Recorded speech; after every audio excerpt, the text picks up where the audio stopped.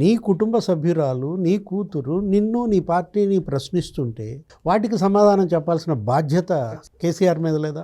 తెలంగాణ రాజకీయాల్లో ఇప్పుడు ఏది 25 ఏళ్ల పార్టీ ప్రస్థానం, టీఆర్ఎస్, బీఆర్ఎస్, 10 ఏళ్ల అధికారం, 15 ఏళ్ల ఉద్యమ పార్టీ, ఎలాంటి పరిస్థితి వచ్చింది?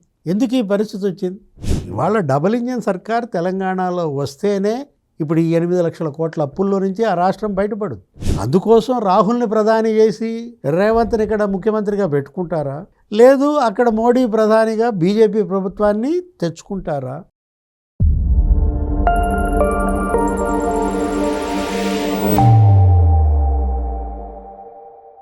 నమస్తే, వెల్కమ్ టు థింక్ ఆంధ్ర.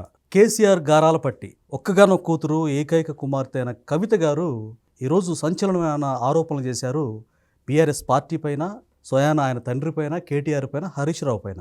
ఏకంగా 1400 కోట్లు బీఆర్ఎస్ ఖాతాలో అకౌంట్లో ఉన్నటువంటి ఆ 1400 కోట్లు ఆంధ్ర కాంట్రాక్టర్ల నుంచి తీసుకున్న సొమ్ము కాదా? ఆ 1400 కోట్లు అమరవీరుల కోసం, అంటే తెలంగాణ కోసం ప్రాణత్యాగం చేసిన వ్యక్తులకి మీరు వాళ్ళకి ఇవ్వండి, ఒక్క కుటుంబానికి ₹1 కోటి చొప్పున అంటూ చాలా అగ్రెసివ్గా మాట్లాడారు. ఈ సంచలన స్టేట్మెంట్స్ గురించి పూర్తి డీటెయిల్స్ అందించడానికి మనతో పాటు ఉన్నారు ప్రముఖ రాజకీయ సామాజిక విశ్లేషకులు, సీనియర్ జర్నలిస్ట్ డివి శ్రీనివాస్ గారు. నమస్కారం సార్. నమస్తే సార్, గతం నుంచి కూడా తను టీఆర్ఎస్ పెట్టింది తెలంగాణ రక్షణ సమితి అని. వాళ్ళ నాన్నగారిని అలాగే వాళ్ళ బ్రదర్ కేటీఆర్ని విమర్శిస్తున్నారు. ఈ రోజు అయితే ఆ విమర్శల ఘాటు ఎక్కువైంది, అంటే కొంచెం పెంచారు. అంటే 1400 కోట్లు ఆంధ్ర వల్ల క్విట్ ప్రోకో ద్వారా మీరు తీసుకున్నారు, అది మీకు తిన్న వంట పట్టదు, ఆ డబ్బులు తెలంగాణ కోసం ప్రాణత్యాగం చేసిన అమరవీరులకి, వాళ్ళ కుటుంబాలకి ఇవ్వండి, కుటుంబానికి ₹1 కోటి చొప్పున అని చెప్పి ఇంకో వ్యాఖ్య కూడా అన్నారు. నేను జీవితంలో, కొంతమంది అంటున్నారు నేను మళ్ళీ బీఆర్ఎస్లోకి వెళ్తానని, ఎప్పటికీ నేను బ్రతికున్నంత వరకు ఆ పార్టీలో చేరనంటూ ఆ బీఆర్ఎస్లో ఉన్నటువంటి అవినీతిని కావచ్చు, కాళేశ్వరం ప్రాజెక్టు మీద హరీష్ రావు దోచుకున్నాడంటూ ఈ రకమైన ఆరోపణలు చేశారు. ఆవిడిచ్చిన ఈ స్టేట్మెంట్ని మనం ఏ విధంగా అర్థం చేసుకోవాలి? సొంత తండ్రి, సోదరుడు, మేనమామ పైన ఇలాంటి వ్యాఖ్యలను ఏ విధంగా చూడాలంటారు? అంటే పీసీ ఘోష్ కమిషన్, లేకపోతే ఇంకా అదర్ ఏది కమిషన్లు కావచ్చు, అధికారులు కావచ్చు, ప్రత్యర్థి పార్టీలు కావచ్చు, ప్రజలు కావచ్చు, వాళ్ళ ప్రశ్నలకి కేసీఆర్ సమాధానం చెప్పినా చెప్పకపోయినా, కూతురు ప్రశ్న, నీ కుటుంబ సభ్యురాలు, నీ కూతురు నిన్ను, నీ పార్టీని ప్రశ్నిస్తుంటే వాటికి సమాధానం చెప్పాల్సిన బాధ్యత కేసీఆర్ మీద లేదా? అవును. కేటీఆర్ మీద లేదా? హరీష్ రావు మీద లేదా? సంతోష్ రావు మీద లేదా? ఎందుకు ఈ మౌనం? అర్ధాంగీకారమా, లేకపోతే ఆన్సర్ లేఖనా? కవిత విమర్శలు, కవిత చేస్తున్న ఆరోపణలకి కల్వకుంట్ల కుటుంబం, బీఆర్ఎస్ మౌనం అర్ధాంగీకారం ఎందుకు? పూర్తి అంగీకారమే. ఇప్పుడు కొన్ని మౌనాలే అర్ధాంగీకారాలు, ఈ మౌనం పూర్తి అంగీకారం అన్నమాట. ఇప్పుడు హరీష్ రావు పైన ఆమె దారుణమైన విమర్శలు చేశారు, అసలు ఇంతవరకు దానికి సమాధానం చెప్పాల. ఏంటి, ఇప్పుడు అతను ఒక పాల దొంగ, అతని పైన ఏంటి ఆ మిల్క్ ఎలిగేషన్స్ చేసింది, ఏది పాలు రైతుల దగ్గర తక్కువ ధరకు కొని హరీష్ రావు కొన్ని 100 కోట్లు సంపాదించాడు. కేసీఆర్ని అడ్డం పెట్టుకుని 10 ఏళ్ళు ప్రభుత్వంలో ఉన్నప్పుడు ఆ పాలు బీసీ హాస్టళ్ళకి, ఎస్సీ హాస్టళ్ళకి, లేకపోతే మొత్తం అన్ని ప్రభుత్వ హాస్టళ్ళు, సంక్షేమ గృహాలు, వాటికే కాదు చైతన్య, నారాయణ, ఆ హాస్టళ్ళకు కూడా హరీష్ రావు సరఫరా చేశాడు పాలు. అక్కడ ఏపీలో పెద్దిరెడ్డి రామచంద్రారెడ్డి రైతుల దగ్గర నుంచి తక్కువ అమౌంట్కి పాలన తీసుకున్నట్టుగా. ఇప్పుడు తను అంటోంది ఏంటి, అది కొన్ని 100 కోట్లని. ఎందుకని హరీష్ రావు నోరు తెరవలేదు, ఖండించలేదు? కరెక్టే, చాలా ఆశ్చర్యకరం. ఇప్పుడు సంతోష్ రావు పైన ఆరోపణలు, ఏది ఇప్పుడు సంతోష్ రావు అనే అన్నిటికీ అతనే కారకుడని, తన కుటుంబంలో కలతలకు కానీ, బీఆర్ఎస్ యొక్క ఈ భ్రష్టత్వానికి కానీ, అసలు అది బీఆర్ఎస్ కాదు, భ్రష్టాచార రాష్ట్ర సమితి అన్నారు. దానికి కొత్త అబ్రివేషన్ చెప్పింది బీజేపీ, అమిత్ షా, నడ్డా. ఆ రోజు ఎన్నికల ప్రచారంలో ఏమన్నారు, పరివార్ పార్టీ అన్నారు దీన్ని. ఇదేంటిది, ఇది కుటుంబ పార్టీ అని చెప్పి, ఇది ఒక భ్రష్టాచార రాష్ట్ర సమితి అని. వాళ్ళ విమర్శలు వాళ్ళ వాస్తవాలుగా కళ్ళ ముందు కనపడుతున్న పరిస్థితి. ఇప్పుడు కవిత మీద మళ్ళీ ఆమె వ్యక్తిత్వ హననానికి పాల్పడుతూ సోషల్ మీడియాలో సేమ్ అక్కడ ఎపిసోడ్లానే ఏపీలో షర్మిల మీద జగన్మోహన్ రెడ్డి విరుచుకుపడ్డట్టు, అది అక్కడ ఏంటి, అది సైతాన్ సైన్యం అన్నారు, ఇది కేసీఆర్ సైన్యమా? సిమిలారిటీస్ కనిపిస్తున్నాయి సార్ ఏపీలో, తెలంగాణలో. జగన్ సైన్యం, సైతాన్ సైన్యం అని షర్మిల అన్నట్టే ఇప్పుడు కేటీఆర్ సైన్యాన్ని ఇవాళ సైతాన్ సైన్యం అని ఇవాళ కవితే విమర్శిస్తున్న ఈ మాటలు. ఇప్పుడు ఆమె పార్టీ పెట్టుకుంది, అదేంటి తెలంగాణ రక్షణ సమితో ఏదన్నారు, టీఆర్ఎస్, దానిపైన 1000 కంప్లైంట్లు ఇస్తారా? ఎన్నికల కమిషన్ ఇవాళ మరి పర్మిషన్ ఇచ్చిన ఈసీఏ మళ్ళీ వెనక్కి తీసుకుంటాను, ఆ పేరు ఇవ్వటానికి వీల్లేదు, మీ మీద చాలా అభ్యంతరాలు వచ్చాయి, కేసులు అవుతున్నాయి, మీరు ఇంకేదన్నా వేరే పేరు సూచించమంటే ఇప్పుడు లీగల్ ఫైట్ ఏదో చేస్తాం. ఇప్పుడు తను పార్టీ పెట్టుకుంది, ప్రజల్లోకి వెళ్తోంది, ఏదో కొన్ని సిద్ధాంతాలు చెప్పింది. విద్య అన్నది, లేకపోతే వైద్యం అన్నది, అది ఉచితంగా ఎలా ఇవ్వాలి, ఉపాధి ఎలా కల్పించాలి, ఆమెను ప్రజల్లోకి వెళ్ళనీయకుండా ఈ అడ్డుకునేటటువంటి ఈ కుట్ర, దీనికి సమాధానం చెప్పాల్సింది కేటీఆర్, హరీష్ రావు. ఏమన్నది, మీరు అసలు ఇవాళ దున్నపోతులు అన్నది. ఇప్పుడు నిన్న కూడా మాట్లాడుతూ అసలు గతంలో హరీష్ రావును ఉద్దేశించి అతను ట్రబుల్ షూటర్ కాదు, డబల్ షూటర్ అంది. అంటే సార్ డబుల్ షూటర్ అంటే డబుల్ బ్యారల్ గన్తో కాల్ చేస్తాడు అన్నట్టుగా. అతను డబల్ షూటర్ అన్నాడంటే ఒక దెబ్బకి 2 పెట్లు కొడతాడు. అంటే ఇవాళ తండ్రిని అడ్డం పెట్టుకుని వీళ్ళు దోచేశారు అంటారు. అదే తండ్రిని గతంలో తను కూడా విమర్శించింది కవిత. ఇక్కడ ఏంటి, 1,30,000 కోట్లు కాళేశ్వరం అన్నారు. ఇప్పుడు అదే పీసీ ఘోష్ కమిషన్ విచారణ, లేకపోతే కేసీఆర్ మనం చూసాం కోర్టుల్లో స్టేలు ఏదో తెచ్చుకొని ఏదో బయట ఉండాలన్న పరిస్థితి. వాళ్ళ ప్రజల ముందు దోషిగా మొన్న ఎన్నికల్లో ఓడిపోవడానికి కారణం అదే కూలేశ్వరం. అరే 3 పిల్లర్లు కాదు 6 పిల్లర్లు కుంగినాయి అంటున్నాడు రేవంత్ రెడ్డి. మేడిగడ్డ దగ్గర అన్నారం, సుందిళ్ళ, అంటే 1,30,000 కోట్లు తీసుకుపోయి గోదాట్లో పోశారని. దానికి కారకుడు హరీష్ రావు కదా. అంటే అతను ఇరిగేషన్ శాఖ మంత్రిగా అతని బాధ్యత లేదా అప్పట్లో? అవును, డెఫినెట్గా అయింది కదా బాధ్యత. కేటీఆర్ అయినా లేకపోతే అందరూ ఏది తెలంగాణ రాష్ట్ర సమితి టీఆర్ఎస్ కానీ లేకపోతే బీఆర్ఎస్ కానీ ఒక్కొక్క నియోజకవర్గంలో అక్కడున్న ఎమ్మెల్యే అప్పట్లో ఒక్కొక్క మంత్రి ఎంతెంత కుంభకోణాలు చేశారు, ఎన్నెన్ని భూములు ఆక్రమించారు, లిస్ట్ వదిలింది కవిత. అంటే తన కుటుంబంలో జరిగే అత్యంత దగ్గరకు ఉండే వ్యక్తి కాబట్టి తెలుసు ఇవిడికి అన్ని కూడా. ఇప్పుడు ఏది మాధవరం కృష్ణారావు మీద ఆరోపణలు, జగదీష్ రెడ్డి మీద ఆరోపణలు, అసలు అతను లిల్లీ పుట్టనో ఏదో అన్నట్టుంది అప్పట్లో. అవును, అతను కూడా చిన్నపోయాడు, తర్వాత ఏదో కౌంటర్ చెప్పాడు. కవిత చేసే విమర్శలకి కేసీఆర్ కుటుంబం చెప్పలేకపోతుందా సమాధానం? సార్ ఇంకొక వ్యాఖ్య కూడా చేసింది ఆవిడ, ఇక భవిష్యత్తులో ఎప్పటికి కూడా బీఆర్ఎస్ పార్టీ అనేది అధికారంలోకి రాదు అని ఘంటాపథంగా చెప్పారు. అంటే నేను బతుకున్నంత వరకు దీన్ని బతకనేనంటుందా? ఇప్పుడు వీళ్ళంతా తోడుదంగలు. ఇప్పుడు కవిత ఏదో ఇవాళ పార్టీ బట్టి బయటకు వచ్చి విమర్శలు చేసినంత మాత్రాన కవిత వాటా, కవిత భాగం ఈ పాపంలో, ఈ అవినీతిలో జనం మర్చిపోతారా? అంటే ఇవ్వలేదు కాబట్టి ఈ విధంగా రివర్స్ అవుతుందంటారా? ఇప్పుడు అదే కదా. ఇప్పుడు అక్కడ సాయిరెడ్డి, విజయసాయిరెడ్డి మనం చూసాం. ఏంటి ఇప్పుడు అక్కడ జగన్మోహన్ రెడ్డి వాళ్ళ యొక్క గ్యాంగు అక్కడ చేసిన అవినీతి కుంభకోణాలు, IAP liquor scam, Kesireddy Raj, లేకపోతే మిథున్ రెడ్డి, చెవిరెడ్డి, లేకపోతే ధనుంజయ రెడ్డి, కృష్ణమోహన్ రెడ్డి, అందరూ జైలుకు పోయారు. అక్కడ ఏది జగన్మోహన్ రెడ్డి కుంభకోణాలన్నీ కూడా బద్దలు కొట్టింది సాయిరెడ్డి. ఇప్పుడు కేసీఆర్ కుంభకోణాలన్నీ కూడా బద్దలు కొడుతోంది కవిత. అంటే తోడు దొంగలే, సాయిరెడ్డి అందులో దొంగే, ఆ వాటాల దగ్గర తేడాలు కాబట్టి ఆ దొంగలందరినీ పట్టించాడు. ఇక్కడ ఈమె కూడా అదే, ఇక్కడ కూడా వీళ్ళ యొక్క వాటాల్లో తేడాలు సేమ్ టు సేమ్. అందుకే ఈమె వాళ్ళ ప్రజలు ఎక్స్పోజ్ చేస్తోంది. అంటే దీని పరిణామాలు ఎలా ఉండొచ్చు సార్, పార్టీకి ఎలాంటి డ్యామేజ్ చేస్తారు? ఇప్పటికే ఆ పార్టీ 3వ ప్లేస్కి వెళ్ళింది తెలంగాణ రాజకీయాల్లో. ఇప్పుడు ఏది 25 ఏళ్ల పార్టీ ప్రస్థానం టీఆర్ఎస్ బీఆర్ఎస్, 10 ఏళ్ల అధికారం, 15 ఏళ్ల ఉద్యమ పార్టీ. ఎలాంటి పరిస్థితి వచ్చింది? ఎందుకు ఈ పరిస్థితి వచ్చింది?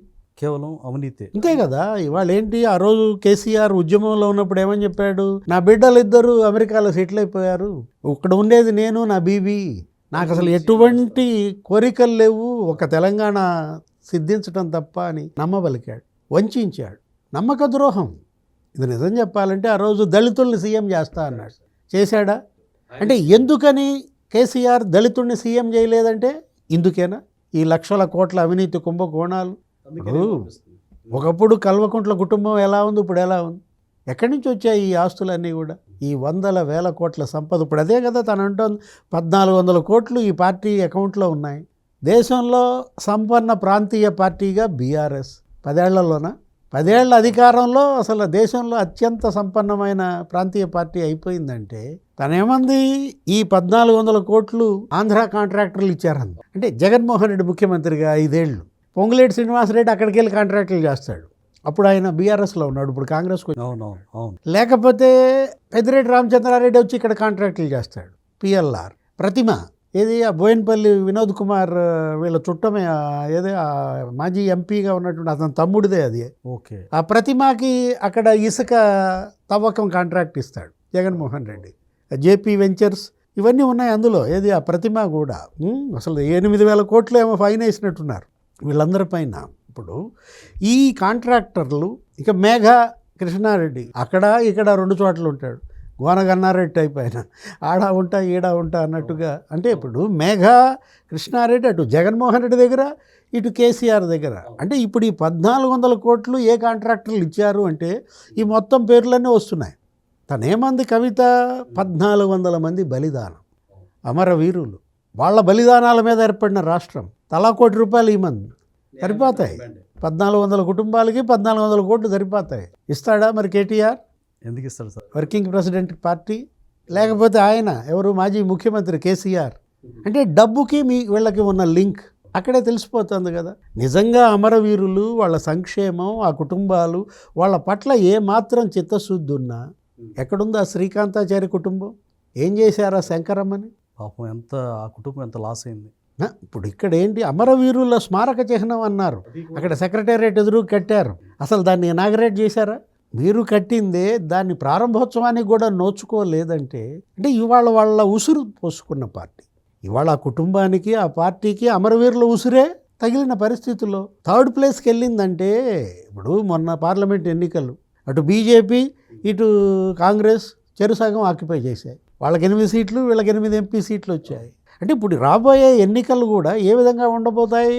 రేవంత్ రెడ్డి ఏమంటాడు, అందరికీ 2 ఛాన్సులు ఇచ్చారు, చంద్రబాబు కూడా 2 సార్లు చేశాడు ఉమ్మడి రాష్ట్రంలో, రాజశేఖర రెడ్డి కూడా 2 సార్లు గెలిచాడు ఉమ్మడి రాష్ట్రంలో, తర్వాత చచ్చిపోయాడు, అది వేరే విషయం. ఇప్పుడు కేసీఆర్కి కూడా 2 సార్లు ఇచ్చారు, మరి నాకు ఒకసారి ఇస్తే అట రాసి పెట్టుకుని నేనే వచ్చేదని కూడా ఆయన స్టేట్మెంట్ ఇచ్చారు. సెకండ్ టైం అడుగుతాడు. సరే ప్రజలు ఇస్తారా లేదా అది వేరే విషయం. అది రేవంత్ రెడ్డి కాంగ్రెస్ పార్టీ వాళ్ళు ఇచ్చిన హామీల అమలు బట్టి ఉంటుంది. ఆ రైతులు, మహిళలు, లేకపోతే అక్కడ ఉన్న యువత, వాళ్ళ యొక్క సమస్యలు ఇతను అడ్రస్ చేయటాన్ని బట్టి ఉంటుంది. ఇప్పుడు 3 ఏళ్ళు అయిపోయింది, ఇంకా 2 ఏళ్ల సమయం.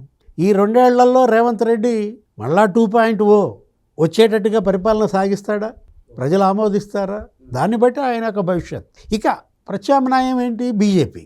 అంటే వాళ్ళు ప్రజల ఆలోచనలు, తెలంగాణ ప్రజలు విఘ్నులు, చైతన్య స్ఫూర్తి వాళ్ళది ఎక్కువ. అవును అవును. ఏది అసలు ఆంధ్ర ప్రజల మనస్తత్వం వేరు, తెలంగాణ ప్రజల మనస్తత్వం వేరు, కంప్లీట్గా డిఫరెంట్గా ఉంటుంది. వీళ్ళకుల్లో కొంత అమాయకత్వం ఉంటుంది, ఒక బోళాతనం ఉంటుంది, ప్రేమ ఉంటుంది, అనుబంధం ఉంటుంది. ఎవరినైనా అన్న అన్న అని పిలుస్తారు, చెల్లి చెల్లి అని ఆదరిస్తారు. అట్లాంటిది వాళ్ళ డబ్బు చేరి కల్వకుంట్ల కుటుంబం ఎలా అయిందో వాళ్ళ కళ్ళ ముందు కనపడుతుంటే, అన్న చెల్లి మధ్య ఈ విభేదాలు, ఆ తండ్రి ఫామ్ హౌస్కే పరిమితం కావటం, ముసలితనంలో వాళ్ళకున్న ఈ పరిస్థితి. ఇప్పుడు ఏంటి, ప్రజలు ప్రత్యామ్నాయం ఆలోచించేది అదే. టీఆర్ఎస్ బీఆర్ఎస్ 2 సార్లు చూసాం 10 ఏళ్ళు. ఏం ఉద్ధరించారు? సంపన్న రాష్ట్రం అప్పుల్లో మునిగిపోయింది. 8 లక్షల కోట్ల అప్పుల్లో ఈ రాష్ట్రాన్ని తీసుకుపోయింది కేసీఆర్ పాలన కాదా? ఇప్పుడు ఇవాళ మరి రేవంత్ రెడ్డికి ఒక అవకాశం ఇచ్చారు. 2.0 వస్తుందా రాదా అది వేరే విషయం. కాబట్టి మళ్ళా ఆల్టర్నేటివ్గా బీజేపీ. అంటే కాంగ్రెస్ను చూసాం, టీఆర్ఎస్ను చూసాం. ఏదో పులినోట్లో తలబెట్టి తెచ్చానంటాడు కాబట్టి అతనికి 2 సార్లు ఇచ్చారు కేసీఆర్కి. సరే అమ్మ సోనియమ్మే ఇచ్చింది, మేమే అమ్మ అన్నారు కాబట్టి కాంగ్రెస్కి ఇచ్చారు. మరి చిన్నమ్మ సుష్మా స్వరాజ్ పాపం చనిపోయి ఉండొచ్చు. బీజేపీ అడుగుతోంది మాది కూడా ఒకసారి చూడాలి. ఏది డబుల్ ఇంజన్ సర్కార్ ఇవాళ ఆంధ్రప్రదేశ్ మీరు చూశారు. వెంటిలేటర్ మీద ఉన్న రాష్ట్రం ఎట్లా మళ్ళీ ట్రాక్ ఎక్కింది. అక్కడ మోడీ ప్రభుత్వం, ఇక్కడ చంద్రబాబు ప్రభుత్వం. ఇవాళ ఆంధ్రప్రదేశ్కి వస్తున్న పెట్టుబడులు, కంపెనీలు, అక్కడ job employment, investments, infrastructure development, కేంద్రం ఏపీ ఏది ఇస్తే అది అడిగితే ఇస్తుంది. అట్లాంటి డబుల్ ఇంజన్ సర్కార్ మరి ఇక్కడ కూడా రావాలంటే ఎప్పుడు అది సాధ్యం? తెలంగాణ డబుల్ ఇంజన్ సర్కార్ ఒక బీజేపీ ద్వారా వస్తుంది, లేకపోతే కాంగ్రెస్ ద్వారా వస్తుంది. ఆల్టర్నేటివ్ అవే. బీఆర్ఎస్ ద్వారా డబుల్ ఇంజన్ సర్కార్ వచ్చే అవకాశం లేదు. అది విఫల ప్రయోగం. ఆయన పాపం ప్రధాని అవ్వాలనుకున్నాడు, ఆయన దీన్ని జాతీయ పార్టీ చేశాడు, అక్కడే దెబ్బతిన్నాడు. టీఆర్ఎస్ నుంచి బీఆర్ఎస్కి అక్కడే తెలంగాణ ఉనికిని కోల్పోయాడు, దెబ్బతిన్నాడు. ఇవాళ డబుల్ ఇంజన్ సర్కార్ తెలంగాణలో వస్తేనే ఇప్పుడు ఈ 8 లక్షల కోట్ల అప్పుల్లో నుంచి ఆ రాష్ట్రం బయటపడుతుంది. అందుకోసం రాహుల్ని ప్రధాని చేసి రేవంత్ని ఇక్కడ ముఖ్యమంత్రిగా పెట్టుకుంటారా, లేదు అక్కడ మోడీ ప్రధానిగా బీజేపీ ప్రభుత్వాన్ని తెచ్చుకుంటారా? ఈ 2 ఆల్టర్నేటివ్స్. చివరిగా కవిత గారు అడిగినటువంటి ఒక పాయింట్, 1400 కోట్ల రూపాయలు అమరవీరులకు ఇవ్వండి అన్నారు కదా. అంటే ఆస్తి కోసం, డబ్బు కోసం, బిడ్డ ఆయన రక్తం, కేసీఆర్ రక్తం కవిత ఒక్కగానొక్క కూతురు, వాటా వేయకుండా తరిమేసిన వ్యక్తి అమరవీరులకు పంచుతాడు ఆ డబ్బులు కొంతలో కొంత అయినా ఈ వ్యాఖ్యల వల్ల. ఆమె దగ్గర ఉన్నాయి ముందు ఇవ్వమనండి. ఇప్పుడు పార్టీ దగ్గర ఉన్నటువంటి 1400 కోట్లు ఇవ్వమన్న కవిత, ఇప్పుడు మీ వాటా ఎంత కేసీఆర్ అవినీతిలో? ఇప్పుడు మీరు కూడా పనిచేశారు కదా బీఆర్ఎస్లో, ఓడిపోయినాకే కదా, తీహార్ జైలుకి వెళ్ళిన తర్వాతే కదా ఇప్పుడు బయటకు వచ్చి పార్టీ పెట్టుకుంది. 10 ఏళ్ల కేసీఆర్ అవినీతిలో కవిత వాటా లేదా? అంటే కావలసినంత వాటా ఇవ్వలేదని రివర్స్ అయిందంటారా? మీ వాటాలు మీరు మీ కుటుంబ పరంగా మీరు తెలుసుకోండి. ముందు ఆ అవినీతి ఆ సొమ్ము అది కక్కించాలి, అది ప్రజలే కక్కించాలి. Thank you sir. నమస్తే.